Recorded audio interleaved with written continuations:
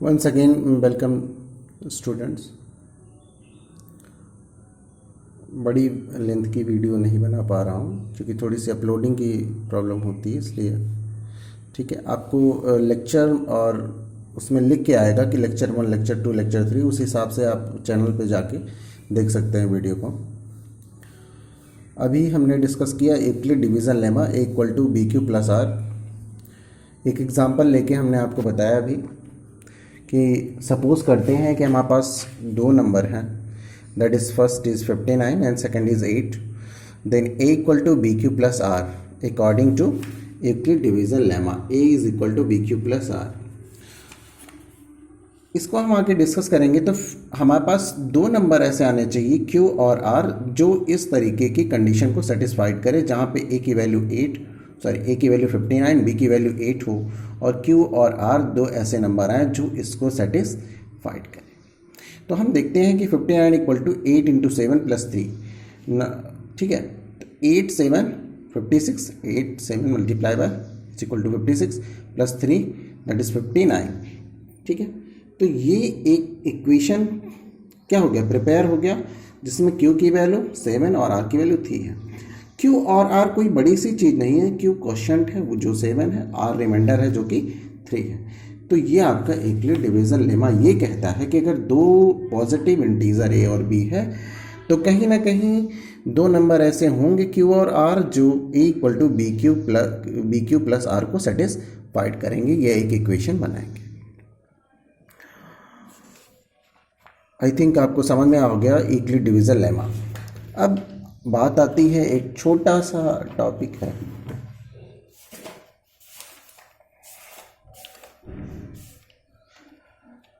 कुछ लोग कहते हैं एल्गोरिथम क्या है, ठीक है। यह एल्गोरिथम आपसे कोई पूछ लिया कि डिफाइन कर दीजिए।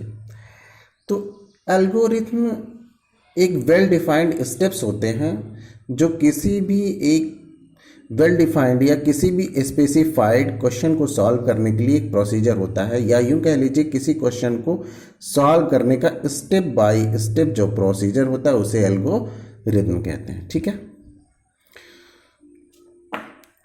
आगे आपके देखते हैं तो आपको HCF निकालना सिखाएंगे, लेकिन जो आप HCF अभी तक पढ़े थे उस तरीके से HCF नहीं निकलेगा, वो HCF निकलेगा यूक्लिड डिवीज़न लेमा से। यूक्लिड डिवीज़न लेमा क्या कह रहा है कि A equal to B Q plus R होता है, ठीक है। और एल्गोरिथम किसी भी क्वेश्चन को करने का स्टेप बाय स्टेप प्रोसीजर होता है। तो चलिए क्वेश्चन लेते हैं, आपको समझाते हैं जी। ये आपके एक्सरसाइज का भी आई थिंक क्वेश्चन है।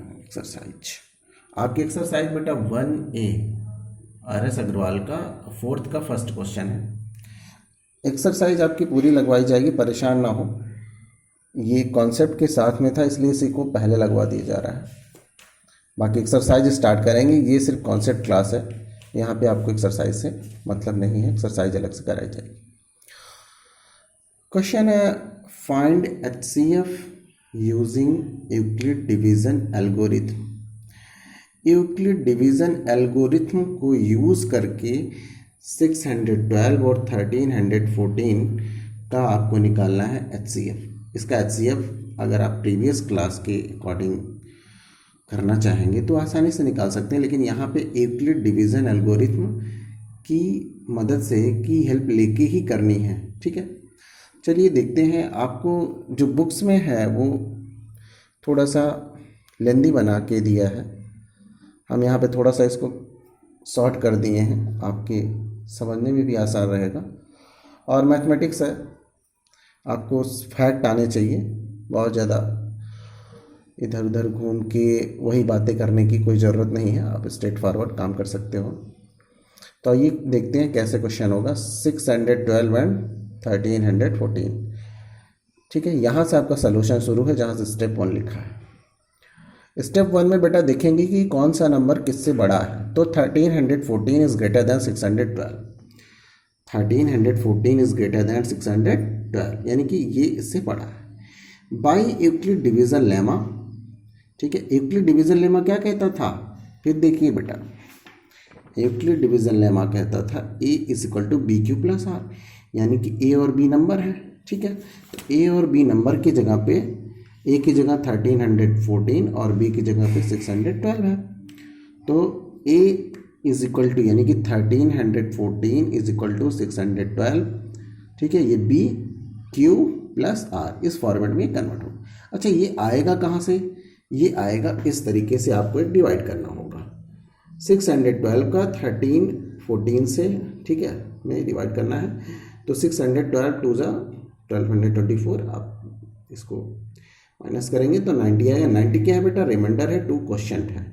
तो जो यहाँ पे लिख दे रहे हैं बेटा A is equal to B Q plus R, तो बेटा जो ए है वो तो आपका 1314 है, बी की जगह 612 जैसे कि क्वेश्चन में है, क्यू का मतलब क्वोशिएंट यानी कि 2 प्लस रिमाइंडर का, आर का मतलब रिमाइंडर 90। तो ये एक इक्वेशन बना। यहाँ पे हम देखेंगे कि रिमाइंडर 0 हो जाएगा तो हमारा जो ये स्टेप कर रहे हैं वो रुक जाएगा। रिमाइंडर 0 नहीं हुआ तो आप स्टेप सेकंड लिखेंगे, since 90 does not equal to 0, यानी कि रिमाइंडर जो है वो 0 के इक्वल नहीं है। तो बी डिवाइड 612 बाई 90। अगर रिमाइंडर 0 ना आए तो जो रिमाइंडर बचा हुआ है उससे डिविडेंड को, ठीक है, इसको डिवाइजर को डिवाइड करा देते हैं। वंस अगेन स्टेप सेकंड में देखेंगे आप कि जो 90 है यानी कि जो रिमाइंडर है वो 0 नहीं हुआ, तो हम क्या कराएंगे, जिससे हम डिवाइड कराए थे 612 से, उससे 90 को डिवाइड कराएंगे। अब इसका प्रोसीजर वही है जो आप पहले कर चुके हो। तो be divide 612 by 90 by Euclid division lemma. Euclid division lemma जैसे ऊपर हमने किया है, यहाँ पे फिर हम क्या करेंगे, डिवाइड करेंगे 90 612 का, ये 72 आएगा। इस तरीके से क्यू और आर की वैल्यू मिली। चूँकि 72 अभी 0 नहीं हुआ इसलिए फर्दर हम इसको आगे बढ़ाएंगे प्रोसेस को। तो स्टेप 3 आपका कहेगा since 72 does not equal to 0 hence we divide 90 by 72। अब ये जो 72 से जो डिवाइड कराया गया यहाँ पे, ठीक है, तो बाई यूक्लिड डिवीज़न लेमा। फिर से देखिए स्टेप थर्ड को, 72 यहाँ पे स्टेप सेकंड में 0 नहीं आया था रिमाइंडर, तो जब रिमाइंडर 0 नहीं आया तो प्रोसेस आगे बढ़ती जाती है। वी डिवाइड 90 बाई 72, ठीक है, 90 को 72 से डिवाइड करें, 1 टाइम्स आएगा, 18 आएगा रिमाइंडर। तो 90 equal to 72 multiply by 1 question यानी कि क्यू प्लस रिमाइंडर यानी कि 18, ठीक है। A is equal to B Q plus R, इसी फॉर्मेट में ये भी बन गया। अभी भी हमारा ये राइट मोस्ट वाला जो टर्म है यानी कि जो आर है उसकी वैल्यू 0 नहीं आई, तो हम आगे फर्दर प्रोसेस करेंगे स्टेप 4 पे। Since 18 does not equal to 0 hence be divide 72 by 18, यानी कि जिससे 0 नहीं होगा, यानी कि अब इसको जो 72 है उसको डिवाइड करा जाएगा 18 से, तो 18 उठ जा 72, ठीक है। तो by Euclid division lemma we find that remainder equal to 0। हमने यहाँ पे क्या पाया, रिमाइंडर 0 पा गए, hence our procedure is stops, ठीक है। हमने शुरू में ही कहा था कि जब 0 मिल जाएगा प्रोसीजर स्टॉप हो जाएगा, and the least divisor is required HCF, ठीक है। Hence our procedure is stopped and the last divisor is required HCF, यानी कि अब हमारा प्रोसेस जो है स्टॉप होता है और जो लास्ट में जिस डिवाइजर से, ठीक है, and the last divisor is required HCF, जो लास्ट डिवाइजर है वही हमारा क्या हो जाएगा, HCF बन जाएगा। नीचे लिख देंगे आंसर के रूप में HCF of 612 and 1314 is equal to 18। ये आपका यहाँ पे कंप्लीट हुआ क्वेश्चन, यानी कि 18 HCF है। करना वही स्टेप है जो पहली क्लासों में करते थे, वहाँ पे इतनी सारी चीज़ें आपको लिखने नहीं होती थी, ये प्रोसेस आपको दिखाना होता। यहाँ पे आपको जितनी ये डार्क पेन से लिखी है वो दिखाना है, ये लाइट पेन वाला हमने समझने के लिए बताया है, इसको आपको नोट में लिखने की ज़रूरत नहीं है, करना रफ वर्क है ये आपके लिए, यहाँ पे ये रफ वर्क बन जाएगा। तो इस तरीके से एक क्वेश्चन इसमें से अगर आता है तो ये क्वेश्चन आएगा और इसका यही प्रोसीजर है। इस तरीके के कई क्वेश्चन आपके बुक में दिए गए हैं, आगे एक्सरसाइज होगी तो आपको बताया जाएगा।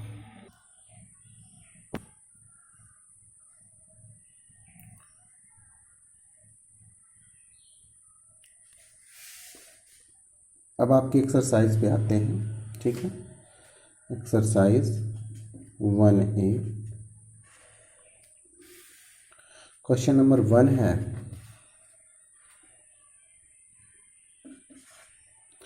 What do you mean by Euclid division lemma. तो यूक्लिड डिवीज़न लेमा से आप क्या समझते हैं, ठीक है। What do you mean by Euclid division lemma. तो यूक्लिड डिवीज़न लेमा हमने अभी आपको पूरा का पूरा बता के दिया है, ठीक है। ये है आपका यूक्लिड डिवीज़न लेमा, ये आप बुक से देख सकते हैं, फिर से एक बार देख लीजिए। For any two given positive integer, अगर दो पॉजिटिव इंटीजर ए और बी दिए गए हैं तो दो ऐसे होल नंबर भी एग्जिस्ट करेंगे क्यू और आर कि A equal to B Q plus R होना चाहिए। सेकेंड क्वेश्चन है, इस सब का आपको नोटबुक में करते चलना है। अब एक्सरसाइज स्टार्ट हो गई है तो कापी चेक नहीं हो रही, स्कूल नहीं आ रहे हैं आप लोग, तो ये नहीं कि नोट ना बनाएं। नोट आपका बहुत ही इम्पॉर्टेंट होता है। आप एग्ज़ामिनेशन के टाइम आप 18 घंटा पहले, 72 घंटे पहले जब स्टडी करना शुरू करते हो तो वहाँ पे हर कदम पे आपको टीचर नहीं मिलेगा, वहाँ पे आपको नोट ही आपकी काम देगी, ठीक है, आपकी काम आएगी। तो नोट बनाते चले हर क्वेश्चन का। नेक्स्ट क्वेश्चन है second, a number when divided by 61 and 26 as question and 32 as remainder, find the number। Question है, a number when divided by 61 gives 27 as quotient and 32 as reminder, ठीक है। एक number है जो कि 61 से डिवाइड कराया जाता है और ठीक है, divided by 61 gives 27 as question, जिसका क्वेश्चन 27 होता है और 32 क्या होता है, रिमाइंडर होता है, ठीक। तो क्वेश्चन आपका क्या है, find the number, find the number, आपको उस नंबर को ढूंढना है। तो सॉल्यूशन में लिखेंगे, सॉल्यूशन में लिखेंगे कि डिवाइडेड बाय 61, ठीक है, और 27 एज क्वेश्चन, यानी कि Q की वैल्यू 27 है ना, एंड 32 एज रिमाइंडर, R की वैल्यू 32।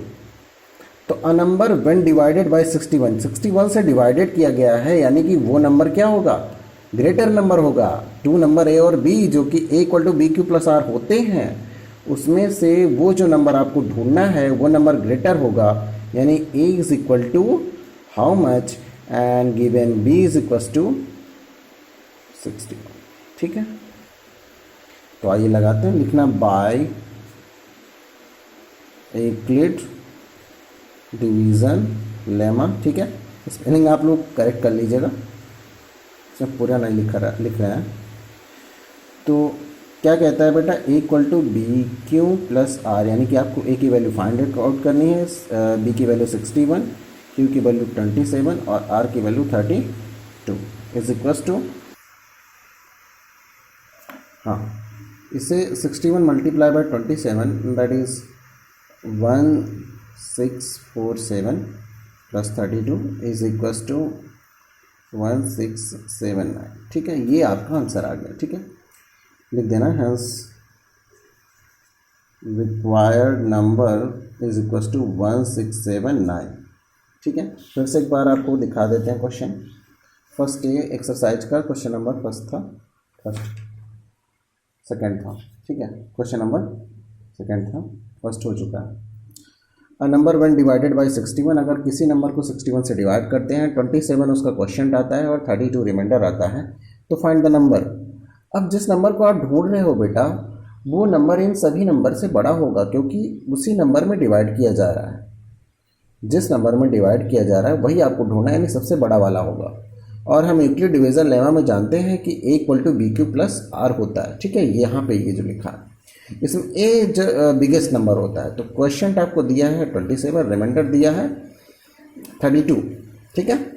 ए इक्वल टू, हमने ए इक्वल टू क्वेश्चन मार्क क्यों लगाया, क्योंकि बेटा जो नंबर है वो बड़ा वाला नंबर है, जो 2 नंबर दिए जाते हैं यूक्लिड डिवीजन लेमा में उसमें ग्रेटर नंबर ए होता है।